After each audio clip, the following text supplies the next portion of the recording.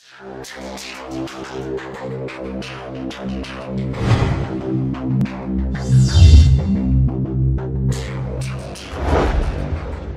c'est Mon Reptile, j'espère que tu vas bien. En tout cas, moi, ça va. Donc, dans cette vidéo, je vais te parler de nourriture, plus exactement pour les néritina. Parce que lorsqu'on a des néritina, normalement, les plantes et les algues, ils leur suffisent. Parce que comme tu le sais ou tu le sais pas, les néritina se nourrissent d'algues, précisément d'algues encroûtantes, qui se trouvent notamment sur les vitres, mais qui peuvent également se trouver sur les plantes. Alors quand je dis sur les plantes, elles vont pas abîmer tes plantes, hein, rassure-toi. C'est plutôt sur les feuilles abîmées ou les feuilles mortes. Mais ce qui peut être bien, c'est que de temps en temps, tu donnes un petit complément alimentaire, enfin un complément, une variation alimentaire, donc plus exactement de donner de temps en temps des tranches de courgettes, de concombres, de salade, mais également de feuilles de chou. Ça permet de varier un peu l'alimentation, de leur proposer un peu autre chose, bon, ce qui est pas plus mal, hein. Comme tu sais, la diversité alimentaire est ce qu'il y a de mieux, mais ce que tu peux faire en plus, c'est de leur donner également un complément alimentaire. Donc, pour ça, il y en a deux qui sont intéressants.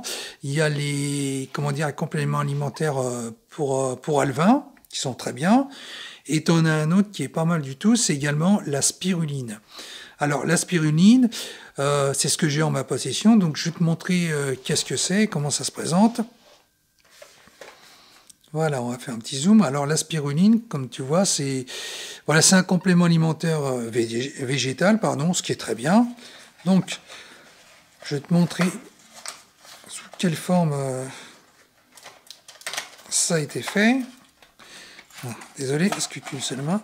Voilà, donc ce sont des comprimés que tu mets dans l'eau, donc au fond de l'eau, et au bout de quelques minutes, ils vont fondre, si je peux dire ça comme ça, ils vont devenir une espèce un amas de poudre, et les escargots iront directement les manger. Donc, moi, j'en avais mis il y a quelques temps, donc j'en avais mis un, et j'ai vu un escargot justement s'en délecter. Bon, alors évidemment, j'étais content, c'était le but recherché. Donc le deuxième, je l'ai pas vu en manger, mais bon, comme j'ai pas toujours les yeux sur mon aquarium, ça se trouve qu'il en a également profité. Donc ça, c'est très bien aussi, et ça permet de leur proposer un peu autre chose. Alors, au niveau usage, tu en mets un seul, donc c'est largement suffisant. Parce que si tu en mets deux ou plus, à mon avis, c'est un peu superflu, parce que mettre trop de nourriture, c'est pas bon, parce que ça va créer un excès de nourriture, pas pour les néritina en eux-mêmes, mais pour les fises.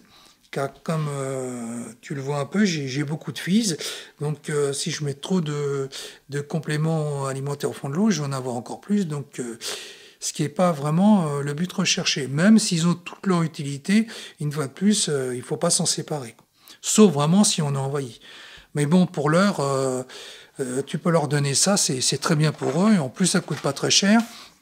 La boîte, j'ai dû la payer dans les 5 €, donc ce qui est quand même très raisonnable. Et ça c'est bien que ça fasse partie de la panoplie, comme ça leur permet de leur donner un peu autre chose, et ce qui n'est pas plus mal.